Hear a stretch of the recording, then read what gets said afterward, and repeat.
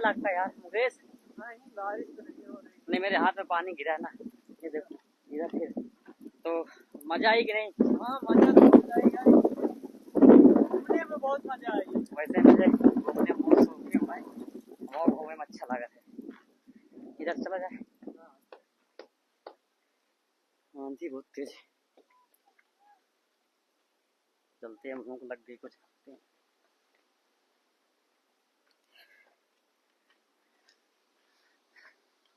चढ़ाई ही चढ़ाई। जमुना जी में नहाने में बहुत मजा आई गाइस।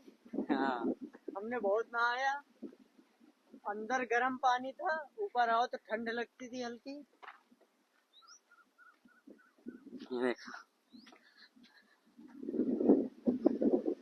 इस पेड़ को देखो कितना तेज है, तेज हवा चल रही है, आंधी है। अबे कहाँ गए यार वो, बहुत आगे नहीं करके बैठा लेके चाहिए, यहाँ से यहाँ तक कह रहा होती है।